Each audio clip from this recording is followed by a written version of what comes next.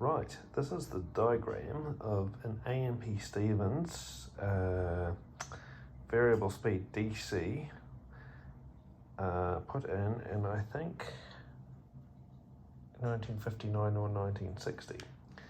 Now this was in the poultry building in Wellington and kept on going to around about 2008 when it was upgraded. So if you have a look over the diagrams, we've got star delta motor on the generator. We've got a phase failure. If I back off the whole thing, it's beautifully drawn. You see the whole thing? It's most of it all at once. If I come on in here, we've got star delta for the generator, phase failure, list of all the features, line wiring diagram, 2-button collective, selective control with or without intended control, star delta, start a variable volt generator set, power operated door gear, light activated equipment, vertical floor selector, homing station, phase failure and reverse relays, illumination, position, direction indicators. Bloody fantastic for its age. So anyway, along here we've got main isolator, overloads, phase failure. There's the Ward Leonard set. Really only had about a main speed and a leveling speed. They did make the same lift with a 2-speed AC with a 16-pole and a 4-pole motor, and then slammed stop on the brake. This thing was actually a much smoother ride. Still stopped on the old A.M.P. Stevens brake, but going pretty slow. And of course, being having series fields in it, it would cope with variable loads. A door motor with a little camera operated door brake, door open and door close contacts at either end. Very, very basic. It was worn out by the time I first saw it in about 1991.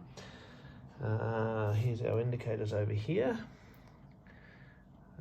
Car indicator, and as I say, the stuff was still going. It was well worn out, but still going. It had the old A.M.P. Stevens landing gear, mostly stopped with door locks. I think the entire time I looked after it, which was about 15 years,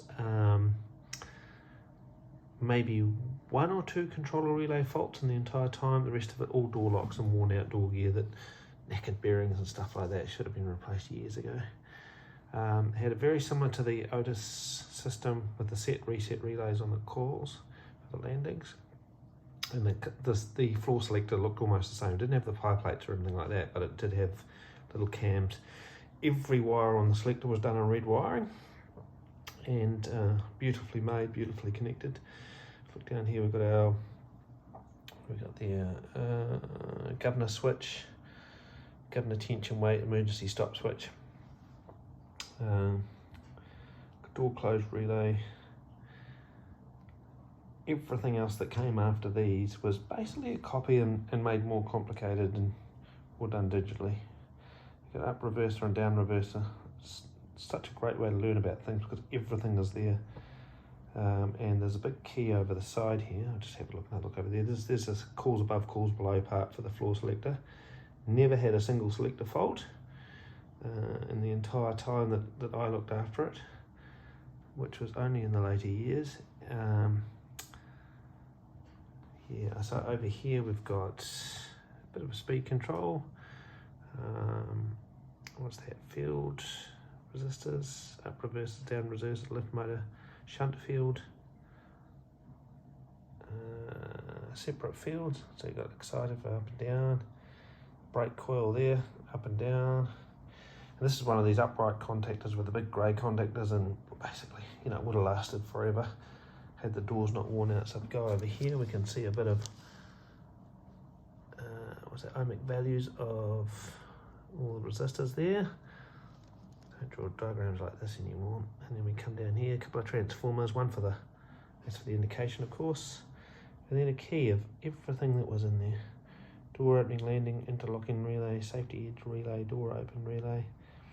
This had, I think it had magnetic switches on the roof, possibly changed to optical in the later, and it actually leveled really well and went really well and did everything that a modern lift does. Obviously used a bit more power. And yeah, A.M.P. Stevens, Glasgow. And we had 3 of these in Wellington, 2 of them at the CML building in Lower Hutt. It's interesting, the drawings of them, one drawing about the same size, but everything was drawn on there twice. and the numbers for lift 1 and lift 2 were different, and so to show the lift motor and generator for lift 1 and lift 2, so all drawn on the same diagram, which is an interesting way to draw things.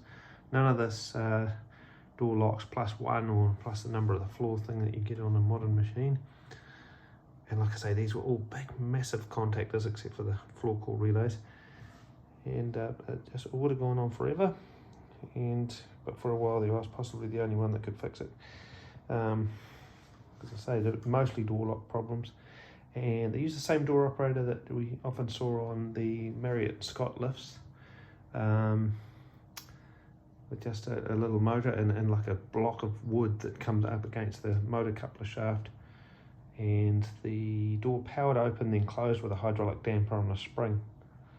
We had a few of those around for years and eventually get upgraded, but should be in museums because, as I say, I think they were beautifully made and way better quality than anything we see today. And made out of real steel. Anyway, that's an A&P Stevens DC lift from 1959. Well, the diagram was 1959, probably installed in 1960. Would have been installed in Wellington by Tolley's and Sons, I imagine.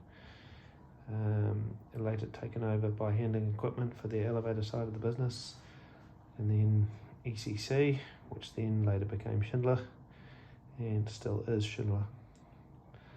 So yeah, there's a bit of a blast from the past. As I say, they had lots of 2-speed AC versions, a couple of them still in service, none of this type with a separate floor selector. Only 3 DC machines that made it out this far, and they were put in fairly high-end buildings at the time.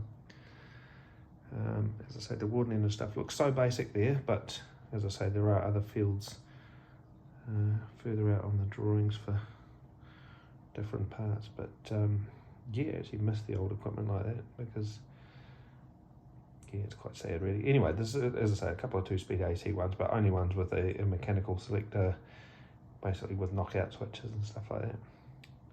Anyway, any questions, let me know, and I'd be keen to hear if there's any A&P Stevens, particularly the DC stuff, still going out there in the world.